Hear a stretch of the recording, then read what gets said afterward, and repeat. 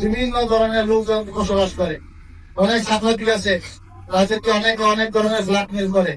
আমি আপনাদের বলবো আপনারা এই সমস্ত কাজ করবেন না। কিছু কিছু সাংবাদিকের কারণে সমস্ত সাংবাদিকদের বদনাম হয়। আপনারা একত্রিত থাকেন, আপনারা অন্যায়ের বিরুদ্ধে থাকেন, ন্যায়ের পক্ষে থাকেন। আপনাদের জন্য সাধারণ মানুষ দোয়া করবেন। আমরা আপনাদের পাশে আছি, পাশে থাকবো। এবং এই লাইটুলাই বলছে, উমর ফারুক ভাই বলছে, আমাদের এই আশুলিয়া প্রেস ক্লাব আছে একটা রিপাস ক্লাব। ওরা হলো আপনারা ভাই 5টা 10টা লাঠি, দুর্বল লাঠিও যদি একত্রিত থাকে তাহলে এই লাঠিটা অনেক শক্ত হয়ে যায়। অর্থাৎ আপনাদের কাছে অনুরোধ থাকবে আপনারা সবাই একত্রিত থাকেন, এককভাবে একত্রিত হয়ে আপনারা সমস্ত কাজ করেন। যত বড় রাজনৈতিক দল হোক না কেন, যত বড় নেতা হোক না কেন, যত বড় ক্ষমতার ব্যক্তি হোক না কেন, আপনাদেরকে কেউ কোনো ভাবেই আপনাদেরকে দুর্বল করতে পারবে না। আপনাদেরকে কোনো হামলা মামলার ভয় দেখিয়ে কেউ কোনো তার কি বলে তার হাত তার কোনো উদ্দেশ্য হাজির করতে পারবে না। অর্থাৎ আপনাদের কাছে আমার অনুরোধ, আপনারা প্রত্যেকে সাংবাদিক, আপনারা সবাই একত্রিত থাকেন। আপনারা আপনাদের জন্য আমি সর্বদাই সহযোগিতা করে আসছি, এখনো করি, ভবিষ্যতে করবো। আর এই ডিজিটাল খেলার জন্য আমি অনেক আগে থাকতেই যতটুকু পারি আল্লাহ তাআলা আমাদের যত সামর্থ্য দিছে আমি আমার সামর্থ্য অনুযায়ী চেষ্টা করি পাশে থাকার জন্য। ভবিষ্যতেও আমি আপনাদের পাশে আছি, পাশে থাকবো। যে কোনো প্রয়োজনে আমাকে ডাকবেন, আমাকে পাবেন আপনারা। এবং আপনাদের যে কোনো প্রয়োজনীয় যদি মনে করেন যে আমাদের লাগবে, তাহলে ইনশাল্লাহ আমি আমাকে সর্বোচ্চ দিয়ে আমি চেষ্টা করবো আপনাদের পাশে থাকার জন্য। আপনারা জানেন ইতিমধ্যে আমাদের বাজার প্রাইমারি ফ্রেন্ডস ক্লাব নামে একটি সংগঠন আছে, এই সংগঠনের সভাপতি আমি।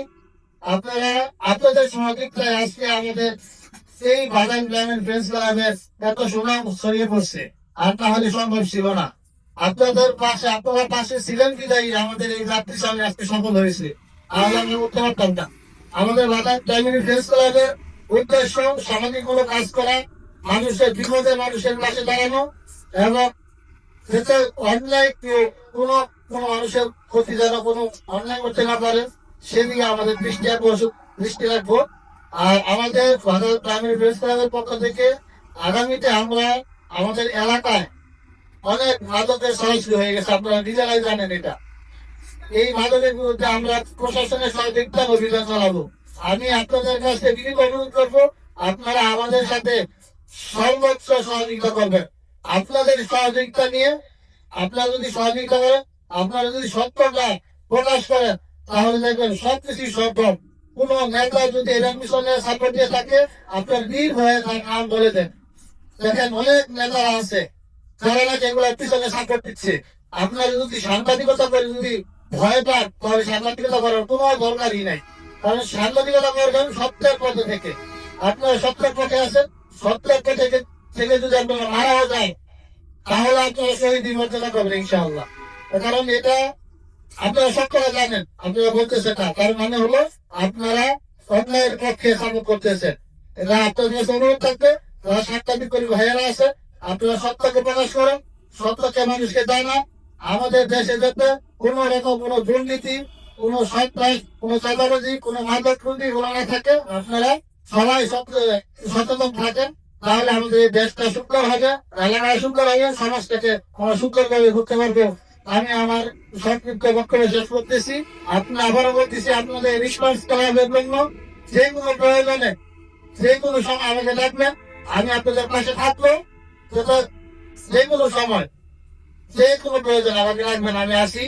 এই সহযোগিতার জন্য যত ধরনের কি বলবো, আর আমি যাতায়াত করছি আপনাদের এখানে শিক্ষা থাকে, উনি ওনার জন্য সর্বোচ্চ আমি করছি। বিভিন্ন আপনাদের আসলে প্রেস ক্লাবের জন্য এবং বিভিন্ন প্রতিষ্ঠানে সামাজিকমূলক কাজ এবং যেগুলো নাকি জনগণের উপকারিত হয়, এই সমস্ত কাজের সাথে আমি জড়িত ছিলাম। ভবিষ্যতে যেন থাকতে পারি।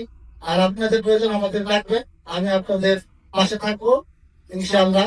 আপনারা আমার জন্য দোয়া করবেন যেন আপনাদের পাশে থাকতে পারি। তো আমার বক্তব্য শেষ করছি। আসসালামু আলাইকুম।